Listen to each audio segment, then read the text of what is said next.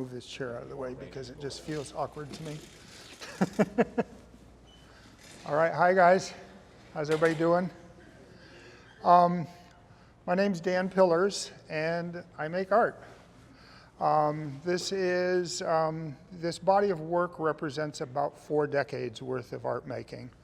I don't remember a time in my life where I didn't make art. My earliest childhood memories revolve around hanging out with my grandmother at a little corner table in her house, and she would provide me with just random egg cartons and rickrack and glitter and magazines and old postage stamps and stuff.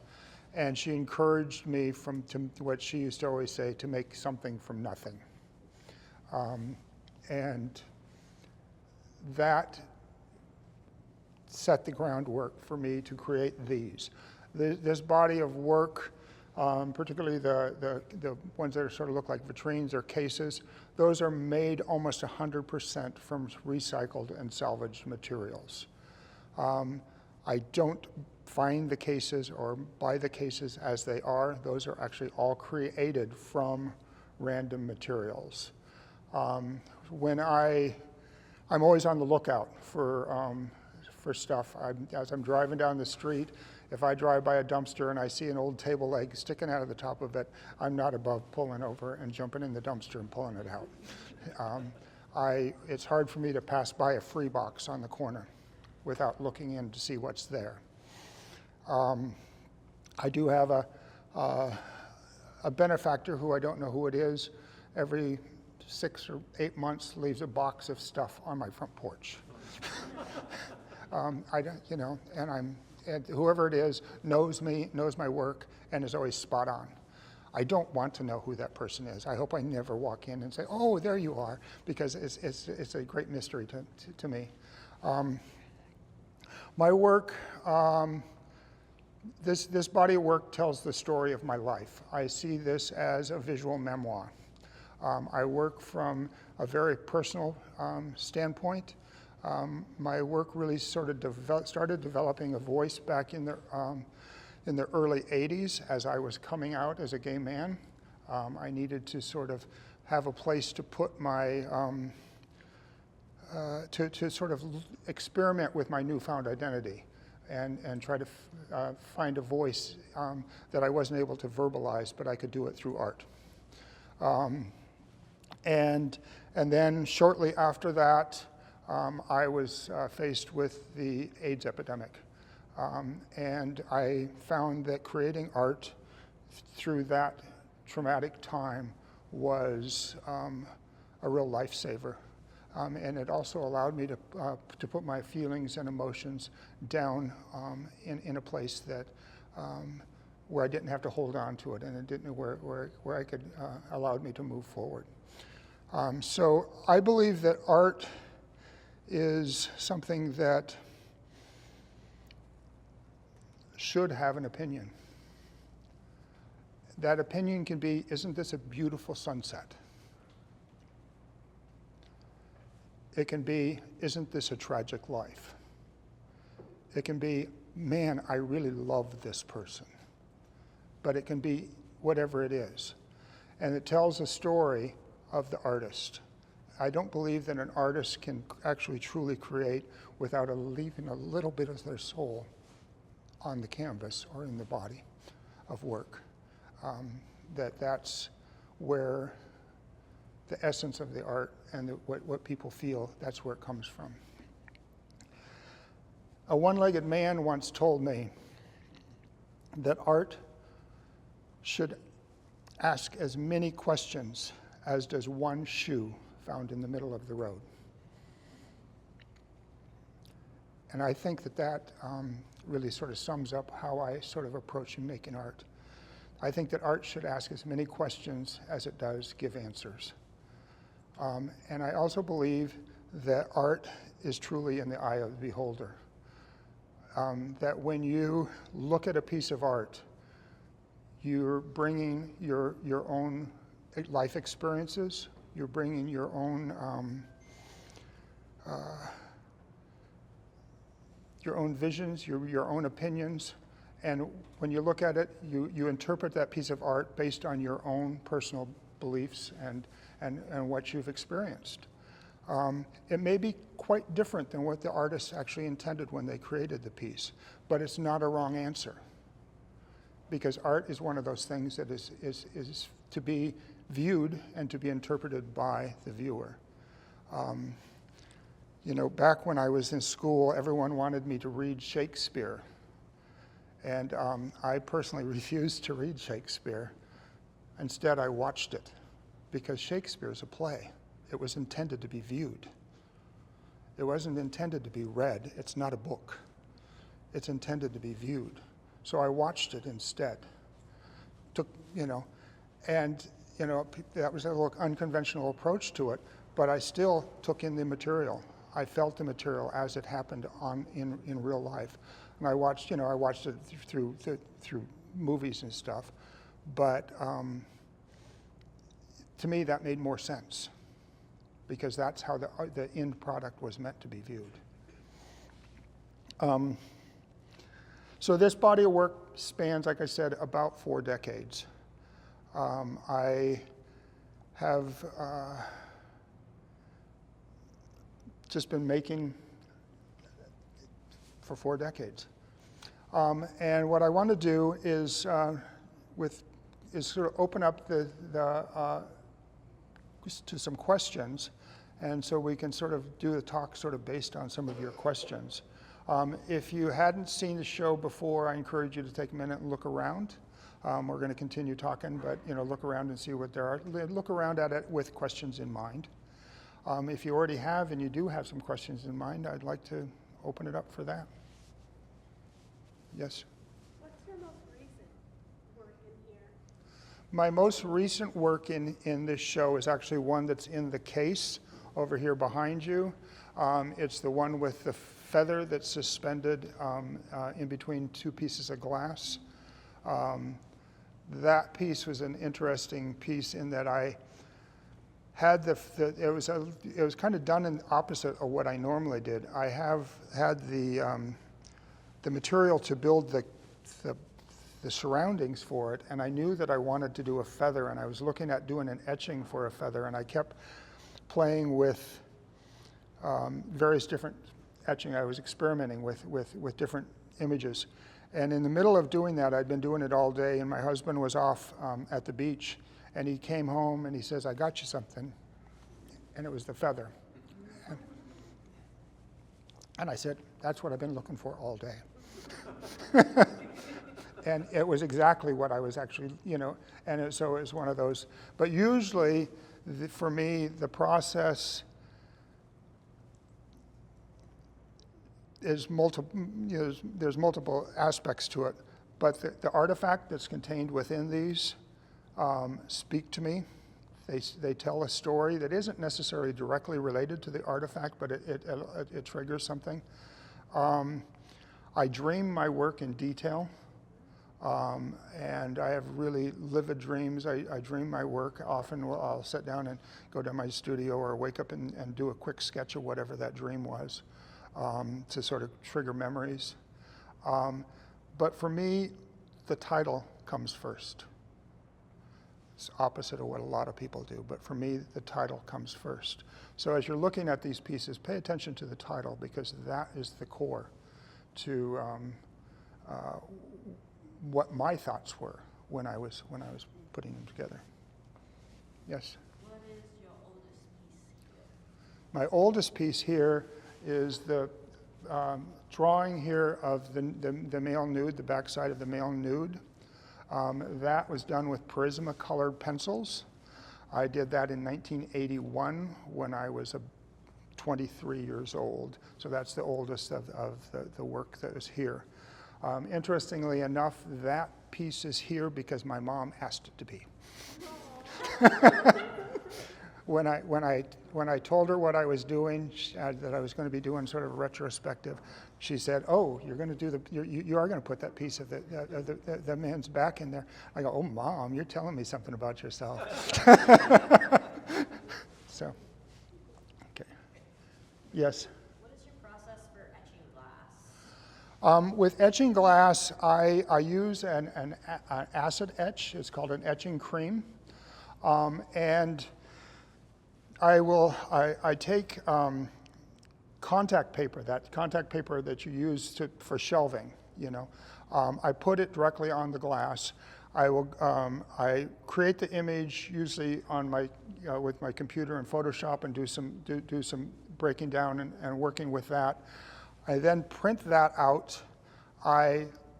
It shifts from there from being, you know, to being really old school. I print that out and then I take carbon paper, lay it down and trace it onto that contact paper that I have on the glass. Then I get X-Acto knife and I hand cut all those pieces. To do that is quite laborious. It can take hours on some of them because they're so detailed.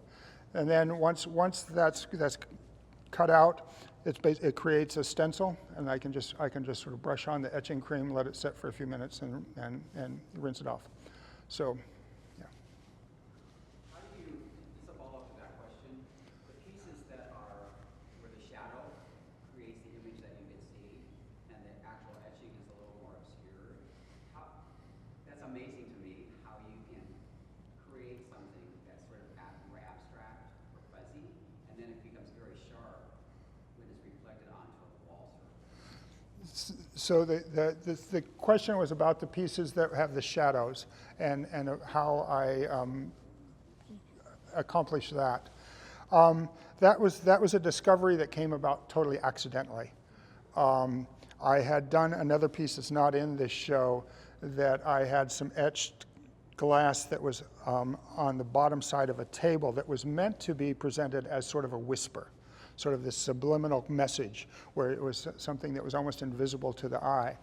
But when I got it into the gallery, when I showed it, it got spotlit, and that shadow got casted on the wall behind it. And it changed from a whisper to a shout. And I was like, oh, you know, and for that particular piece, I had it unspotted because I wanted it to remain a whisper, but it triggered something in my head saying, oh, I can use the shadow. So what I found was, regardless, you know, I've approached the work that doesn't have a shadow the same way. It's just that the mere fact of spotting it creates that shadow and creates that dimension to it. It was one of those wonderful aha moments that I was able to incorporate into my catalog of useless information. Yes. Do you have triggers, like in any given day? Your work is it's so piercingly human, and it's really amazing how powerful you really got this focus of this humanity in your work, and it seems like there's a thread that runs through each piece. Are you triggered daily by ideas and thoughts? Are you triggered by the news? Are you triggered by nature? Does that come back into your work? I'm triggered from walking through life. Just just walking through life. I wake up and I see a newspaper article. I feel an emotion as I'm looking at something beautiful. I know what my interactions were. I know what my social consciousness is, and my social consciousness plays into this a lot. But yeah, there are definitely some triggers that help me in my process, and that I sort of lock onto and really want to develop. And that's, you know, that comes back to the essence of the title coming first. Often that title is one that it has a social statement to it for me. And then I combined it with the artifact as well as the etched glass, and then frame it out to give it a place of reverence of sorts. And then as I'm working on it, I always find a moment where I have an idea in mind, but all of a sudden I step back and go, oh, this can also be seen in this other way. And sometimes it's in direct opposition to what I originally had thought, because the symbolisms that we use are crossover. For instance, an eagle can be Native American. It can represent the United States. It can represent Nazi Germany. It has a lot of different representations. So when I look at an eagle, I would keep that in mind, that depending on, again, who the viewer is, they're going to see whatever that symbolism is to them. Same thing, I'll put in pansies for the obvious reason. You know, a lot of my work is, there's a certain element to it that is a response to name calling, is a response to oftentimes a verbal attack or a subtle whisper that I heard that I may or may not have interpreted correctly, but it still affected me. And that's, you know, so then I go in, I mean, the bundle of sticks. The definition of a faggot is a bundle of sticks as used for fuel. So by putting that in, I'm putting that word out there, also giving it a historic reference, and bringing it into today's contemporary dialogue. And by not being afraid to use the word, it allows us to feel the discomfort so we'll know how to talk about it. If we just totally eliminate it, then we don't know how to talk about it. And words change over time. You know, sometimes me being of my generation, I hear words I might say, and I go, oh, that doesn't quite sound right. It's not the way I'm used to hearing it. And then I have to remember that when I was a child, or when I was young, my mom had to go, oh, cool doesn't mean cold. The cool means, oh, that's neat, that's, you know, and even neat doesn't mean nice and tidy, you know. So, you know, the way words change, they change over time, and they have a cyclical thing as each generation has their own identity, and they use the words differently. Do you find that in your earlier or like childhood art aspects of your sexuality that you hadn't necessarily known? Like you told me you came out at 23. So did your art before that reflect your sexuality and it was just more unconscious? Well, actually, no. The work that was created was, this particular piece is the earliest piece, and that's when I was 23. I really started coming out to the general public a couple years earlier than that, but I knew from a very young age, and I already had started what I considered my sort of self-discovery and coming out, you know, within my own world. And I also knew that I was different. I knew that the way the world looked at me was different. I was different from my brothers.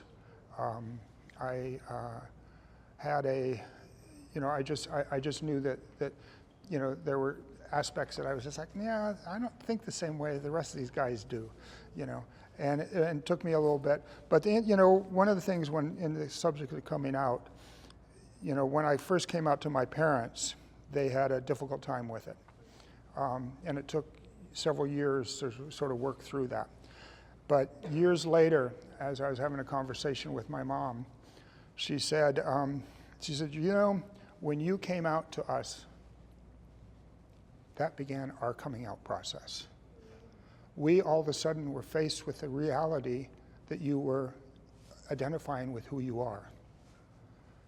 And then we had to all of a sudden realize that, how do I come out to my congregation at church that I am a parent of a gay person?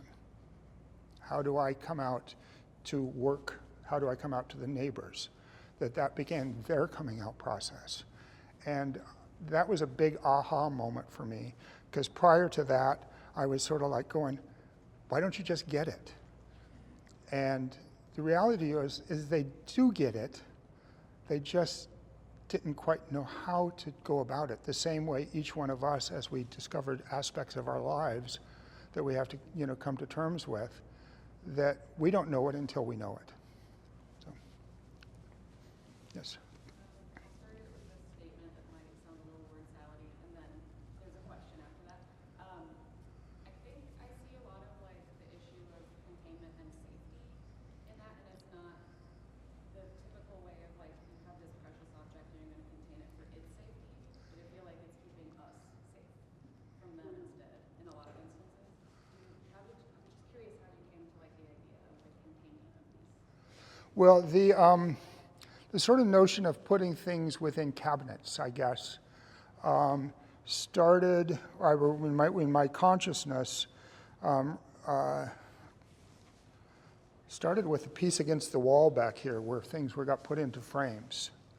But where I sort of took an object and placed it in and was making a social statement. But where it really came to that moment of clarity for me was back several years ago. I had a show at the San Francisco Main Public Library, and when I was presented with the opportunity to have it in this space, it was at the Gay Lesbian Center at the library there, and I walked into the space, and what I saw was, of course, shelves of books and display cabinets. And I'd never shown in a space where I had to rely on display cabinets. And so with that, I was like, oh, what goes in display cabinets? And I started thinking about artifacts. I started thinking about, that display cabinet at your high school with the trophies in it, and all that. So I created a show at that time, which was called Art of Fact: The Human Remains. But that was just sort of the beginning of encapsulating things. The interesting thing is, fast forward several years, I think of myself as a pretty easygoing, free spirit. And I think of myself as somebody who's, kind of goes with the flow and all that. And somebody says, yeah, you put things in a box. Nice and neatly put things in a box. And I realize that that's true. So it's a way of containing things. It's a way of framing it out so you can focus on just one item. And it's a way of,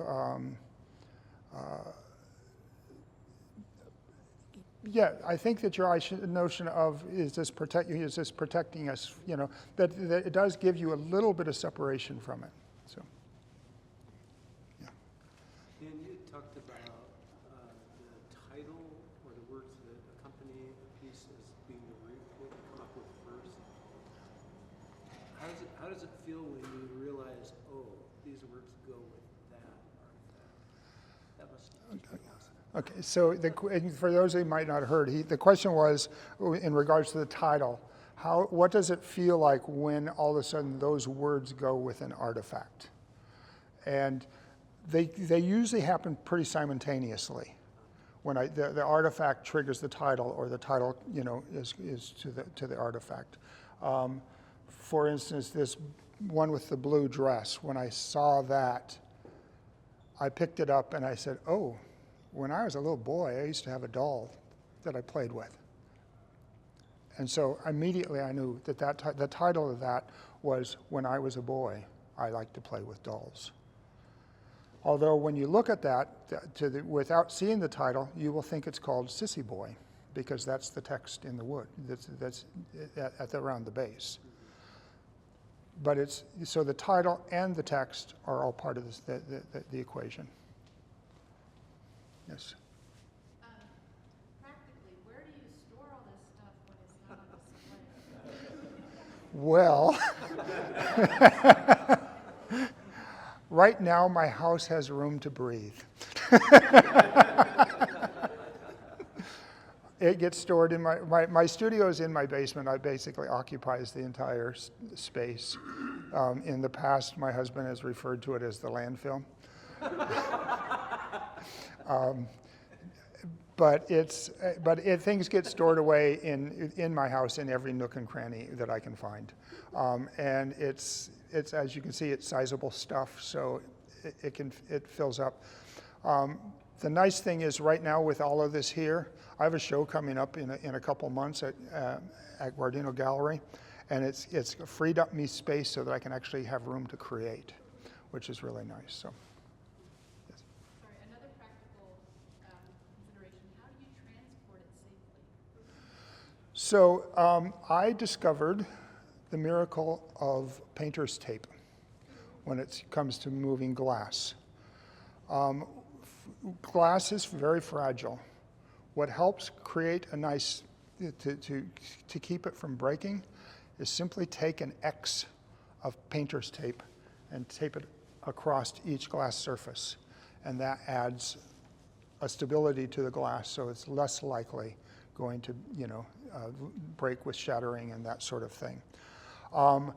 In most of these things, they're packed into a moving van with blankets and cardboard, and I'm not crating it up. Shipping is a big issue for people wanting to purchase it. Usually when it comes time for shipping, it's like, okay, great, I'm on a road trip because I'm hand delivering it, because I know that it's a challenge.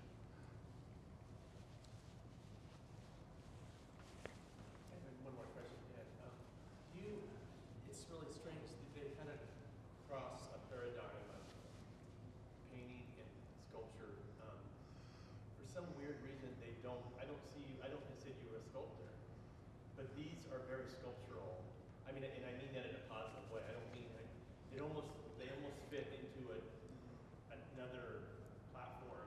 But do you see yourself as a sculptor, or do you see yourself as a visual artist or a painter?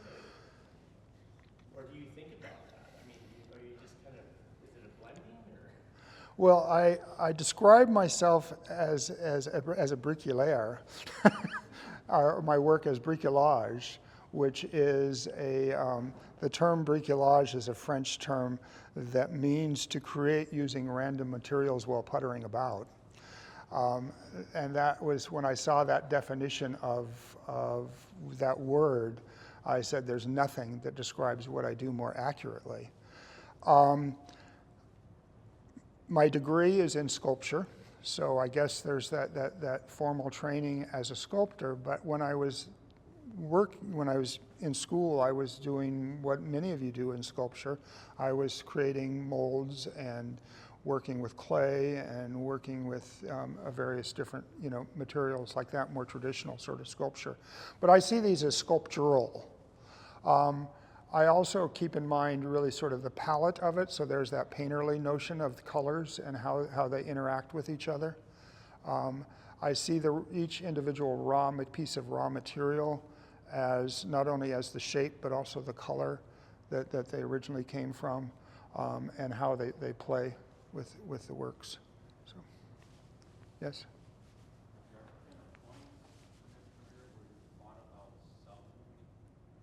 I'm sorry, could you speak up a little bit? Has there ever been a point where, in your career, where you thought about selling any of your work? Oh yeah, there's a big point in my life where I think about selling it like every day. Yeah, ultimately I'd like to see little red dots on all these pieces right here, so if you've got the cash, let's do it. But yes, it's when I'm creating work, I rarely think about it as something I'm going to sell. I think about it in the moment of creating it. I think about what it means to me, how I'm making it, and stuff. I find that if I create something with the intention of it being commercial for the purpose of selling, I often walk away feeling dissatisfied. That's why I do fine arts rather than commercial art, because it's hard for me to sort of separate the two. Once it's completed and it's on the wall, I had an instructor years ago when I was talking about pricing stuff, and his advice was, how much money will it take for you to feel comfortable with letting it out of your possession? Now double it, because the gallery is going to take 50%. Not our gallery. No, but, no. Yes. Yeah, how do you go from your idea to like the final artwork? Like, what's the process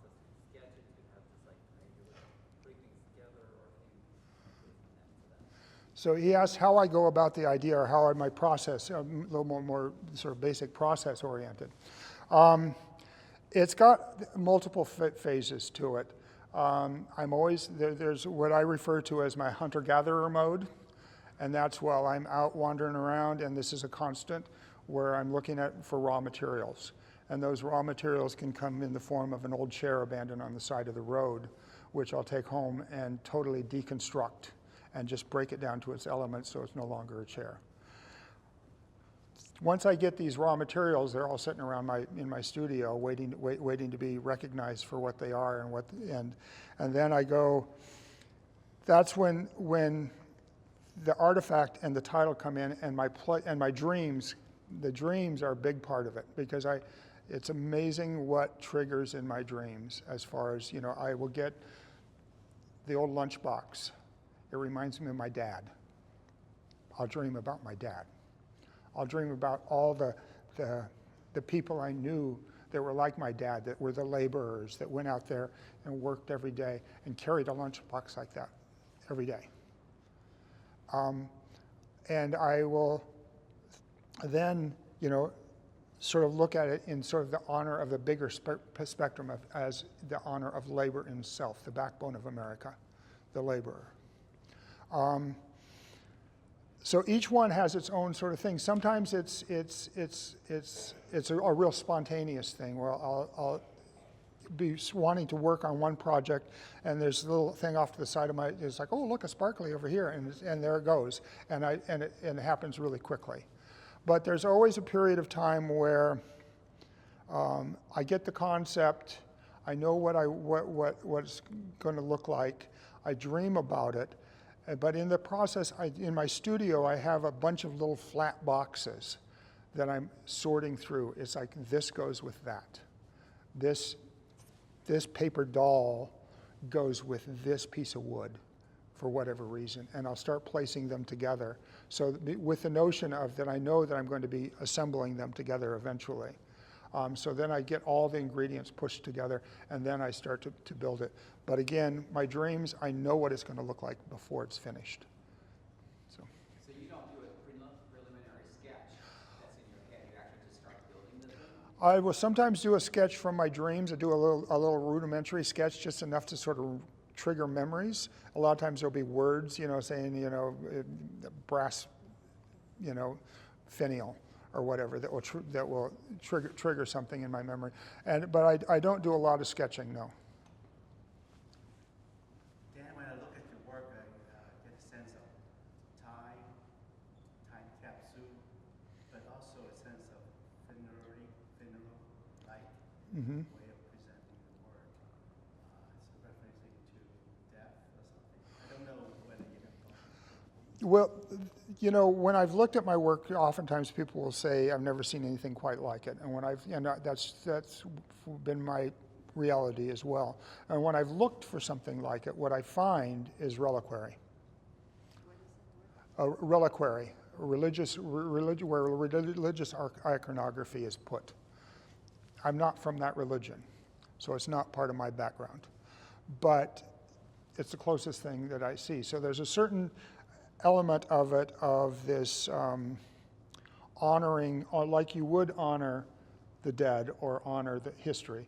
There's a lot of history that goes into my work. I think a lot about history as I'm building it. I think a lot about how history repeats itself and how we have so much to learn from history, combining history with today, and looking at and doing a compare and contrast and try to get inside the head of what someone who lived in the 1940s Germany might have been thinking at this very moment that we're experiencing here. So, in the back there. That's my least favorite question. She asked, do I have a favorite piece? Well, actually, it's not my least favorite question. I have another one. I'll tell you what that is in a minute. But it's like, that's kind of like asking a parent if they have a favorite child. Reality, they do, but they're never going to admit it. And it depends on the day. But oftentimes, my favorite piece is the one I'm currently working on. The one that I'm currently working on is where my energy is and where it's my favorite piece. And to add on to the historical aspect, there is kind of a chronological order to the installation. And you began with this folder. Right. Can you talk about this? Because this seems almost one of the most powerful pieces in the show, in a sense. So why don't we hand me that folder so I can show. What was your least favorite question? Oh, my other least favorite question is, where do you find these cabinets? So I've heard that question so much that I often start my talks with telling that I didn't find it. But I also have there's part of me that when I'm asked that, there's this snarky side of me that says IKEA. So this is the book that he was asking me about as far as sort of the beginning of the chronological stuff. And I don't know if, has everyone had an opportunity to kind of look through this? So if you haven't, take a look at it afterwards. But this book actually is tells a story from the mid-90s, shortly after I've been widowed 4 times. I've lost partners 4 times. This was shortly after one of my partners, Dan, died, and I did this book in honor of him. But it tells the story of what it was like as a gay man living through the 90s and 80s and 90s during the AIDS epidemic. The photos that you see here are from my scrapbook. I refer to the photos as part of a scrapbook series. They're groups of photos. I'm in every one of them. I've blacked out the people who are no longer alive. So there's stories. There's also poetry that I wrote in here. Most of the poetry that's in here was actually journals. During that moment of time, I found that I journaled in poem. It seemed to make sense for whatever reason. It was, again, it was that organizing of thoughts, that taking art, taking a really traumatic moment in time and being able to put it down in paper in short, succinct sort of statements that allowed me to organize my thoughts at a time when the world was quite chaotic for me. So this was created in the mid-90s. So it's, and then, you know, he talked about the sort of chronological, whether I was totally conscious of it or not while we were laying out this thing. We did sort of start in this corner and work our way around loosely. It's scattered around a little bit, but there's certain elements of it that were laid out chronologically. The thing that that really came up for me was this spans 40 years. So that meant that I had to revisit wherever I was, my headspace was when I made that particular art, in whatever time frame that was. So I had to go back and revisit those moments where, you know, the drawing of the nude, that was just because, hey, dude, I like that. You know? And I was sort of coming to terms with the fact that I'm a dude that likes dudes, you know. And then those sort of went beyond that. So, yes. So the nude drawing of the guy, is that someone you know? That was actually a drawing that I drew from, it was a magazine that I found. That it was, I don't remember what the magazine was, but I drew from a photo that it was something. So, you know, sourcing inspiration can come from anywhere. There was a moment when another instructor was looking at my work and he says, "You draw from photos." And I said, "Yeah." He says, "Don't. Draw from life." And that shifted, and when I realized then that I shifted from drawing from making a two-dimensional image, again two-dimensional, still I can make a three-dimensional image into a two-dimensional image, but I still had the three-dimensional quality that wasn't lost in it. And so, yeah, so that was, but inspiration can come from anywhere. It doesn't matter whether it's something you've seen before, something that's brand new to you. So, yeah. What was the hardest one to bring here? Physically or emotionally? Both. Well, every one of these pieces are so charged for me. They have, there's an emotional story for me behind each and every single one of these pieces. There's a personal story behind it, each and every one of these pieces. I don't know whether one was any more particularly harder for me to bring in. I was so glad to be bringing this in as a body of work, that I looked at it as a body of work rather than individual pieces. It wasn't until I started installing, we were doing the physical installation of it, that I started looking at them as individual pieces, as well as sort of the overall concept of how do you install, how do you curate a show that make it flow so that you can tell the story that you want to be able to tell, and how do they bounce off of each other. Physically, probably that lunchbox, because it's so damn heavy. That the case itself is really heavy. So, go here. Speaking of cases, is it possible to open any of them? Like if you wanted to, I know it's like a piece together, but is it possible to open them if you have to? So there are two pieces that are cased, and those are the pieces on the walls. They're right here. Those old boxes there. Those all have hinges and latches. You can open them up and see what's inside. But for the otherwise, no. And that's purposeful. I don't want it to be. It's part of the design to encapsulate it. Over the years, people have said, "Oh, you make cabinets." I don't make cabinets. They look like cabinets, but I don't make cabinets. I've been asked to commission to make a cabinet, and I'm like, no, that's not what I do.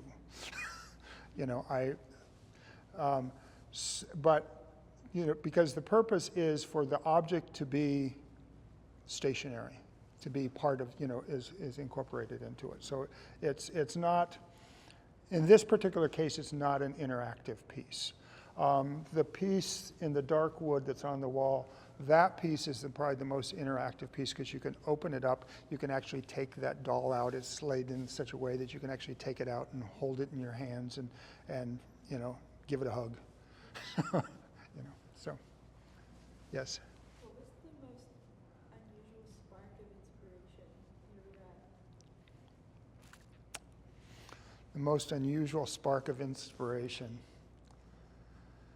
Oh, boy. I'm looking around thinking, what was that? I'm going to say this piece over here with the boxing, or with the punching bag. When I saw it, I found it at a thrift shop at Rerun over on Fremont and 7th. There, got to plug in for them.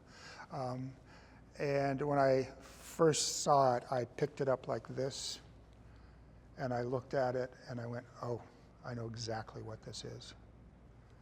And for me, and I knew what the title was as soon as I picked it up. And the title is The Art of Manliness. And so that was the most unusual sort of thing. The other thing about that is, coincidentally, my neighbor had, it was a piece that she'd put in, she was reselling at this thing. And when I was talking about it, my neighbor, I was telling one of my neighbors, Gordon, and his partner Nancy, and he goes, "Nancy, did you sell my punching bag?" And sure enough, that's Gordon's punching bag. So, yes.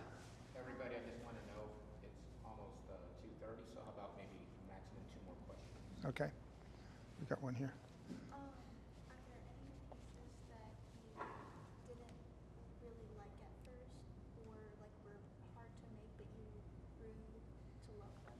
She asked if there's any pieces that I had a hard time with that I didn't necessarily like at first, but I grew to love them over time. I usually have to love them before I start them. The ones that I'm not really comfortable with or I don't know where they're going, they'll set in those boxes for a while until I actually have a connection with them. For me, creating art is a form of meditation. It's a form of letting go of angst. It's a form of centering myself. So there's always a point somewhere in there when you're meditating and letting go of angst where you have to face that angst. So there are moments where I'm like, but usually it's like at a moment where I'm ready to face that angst that I'm able to create from it. So, yes. Do you think you have, or what, in your opinion, is your most impactful or controversial piece that you've made? Most impactful or controversial piece? Oh, honey. Well, I guess that depends on the viewer, because some things that somebody might find controversial and what others find comforting. I think that all my work has an edge. It is, and that's intentional.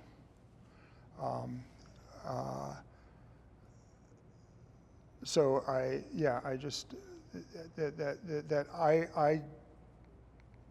work often with work in a form of conflict resolution. Whether it's, and a lot of times that's just what's happening around me, not necessarily personally within my life, but happening around me, and particularly in our social and political realms that we all walk through. What I do want to say to all of you who are just sort of beginning your journeys as an artist, create from what you know. Draw from your own life experiences, no matter what they are. Tell your story, no matter what it is. Do it in a way that makes you happy, and do it in a way that makes you challenge your own beliefs.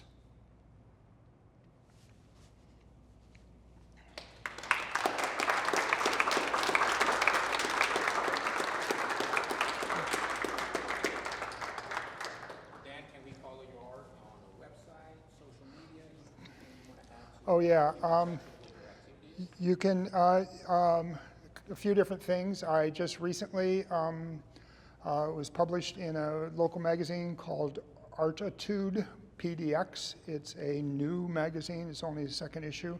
You can find that at some local bookstores as well as online. That's Archeologists, like attitude, except Art PDX. And I also have a show coming up at Guardino Gallery in April, right? I'm showing with Rolf right here. The two of us will be sharing the space. My website is my name, danpillars.com. Make sure you spell it with an ERS, because otherwise you'll find somebody else. My Instagram is also Dan Pillars as well, and my Facebook art is Dan Pillars Art, so you can find me on all those. All right, thank you, Dan. Okay. Okay.